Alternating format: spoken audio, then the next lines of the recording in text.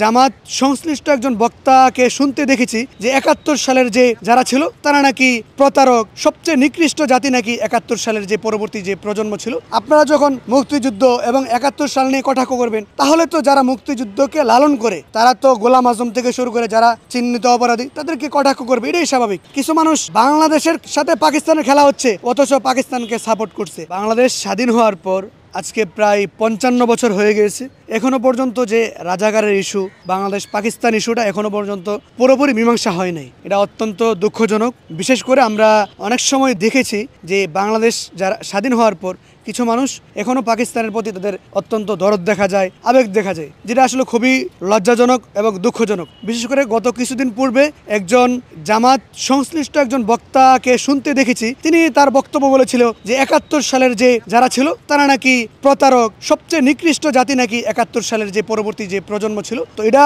তাকে আমি মনে করি গ্রেফতার করা দরকার ছিল, তার নামে রাষ্ট্রীয়ভাবে মামলা দেওয়া দরকার ছিল। কিন্তু অত্যন্ত দুঃখের ব্যাপার হচ্ছে তার ব্যাপারে রাষ্ট্রে কোনো ভূমিকা নিচ্ছে না, কোনো ধরনের কেউ কিছু কথা বলছে না, হয়তো অনেকে মবের ভয়ে কেউ কিছু কথা বলছে না। দেশ একটা স্বাধীন হয়েছে, আমরা তো ইতিহাস থেকে জানি ৪৭ থেকে ৭১ সাল পর্যন্ত বাংলাদেশের সাথে যে পশ্চিম পাকিস্তান আমাদের সাথে বৈষম্য করেছে, এই বৈষম্যের বিরুদ্ধে একটা দীর্ঘদিনের লড়াইয়ের ফলে আমরা ৭১ সালে স্বাধীন হয়েছি। এই একটা স্বাধীন ভূখণ্ডে থেকে যারা স্বাধীনতা এনেছে তাদের ভুল ত্রুটি থাকতে পারে, কিন্তু আপনারা তাদেরকে এভাবে কটাক্ষ করে কখনোই বাংলাদেশে থেকে কেউ কিছু বলতে পারে না। আমরা নানা সময় দেখেছি এখানে কিছু মানুষ বাংলাদেশের সাথে পাকিস্তানের খেলা হচ্ছে অথচ পাকিস্তানকে সাপোর্ট করছে, আর রাষ্ট্র এখানে বসে বসে তারা আঙুল চুষছে। এই ব্যাপারটা খুবই দুঃখজনক। আর এখন নতুন করে যে গোলাম আজম বা রাজাকারের ইস্যুটা আসছে, আমি মনে করি এটা নিয়ে আসলে বাড়াবাড়ি করতে আমি ব্যক্তিগতভাবে চাই না, কিন্তু এই যে বাড়াবাড়িটা হচ্ছে তাদের কারণে হচ্ছে, বিশেষ করে জামাতের শিবিরের যে অনুসারী তাদের কারণেই। আপনারা যখন মুক্তিযুদ্ধ এবং ৭১ সাল নিয়ে কটাক্ষ করবেন, তাহলে তো যারা মুক্তিযুদ্ধকে লালন করে তারা তো গোলাম আজম থেকে শুরু করে যারা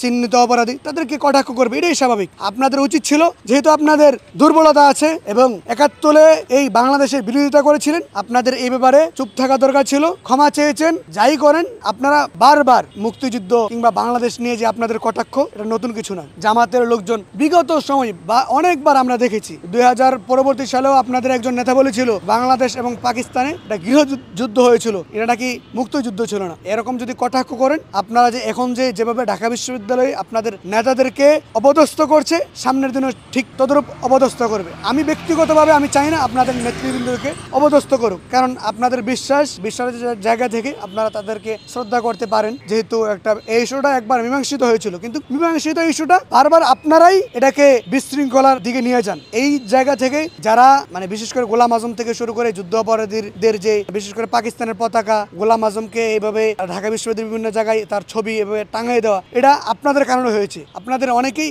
বাংলাদেশকে লালন করেন না, আপনাদের পাকিস্তান প্রেম আছে। তো সেই জায়গা থেকে এটা মানুষই এই আপনাদের যে পাকিস্তান প্রেম আপনারা মনে মনে রাখলে অনেকে জানে, সেই জায়গা থেকেই আপনারা পাকিস্তান প্রেম থেকে বেরিয়ে আসেন, বাংলাদেশকে ভালোবাসুন। যদি আপনাদের পাকিস্তান প্রেম থাকে, আপনাদের নেতাদেরকে এখন যেভাবে ঢাকা বিশ্ববিদ্যালয়ে অপদস্থ করা হচ্ছে সামনের দিনেও করবে।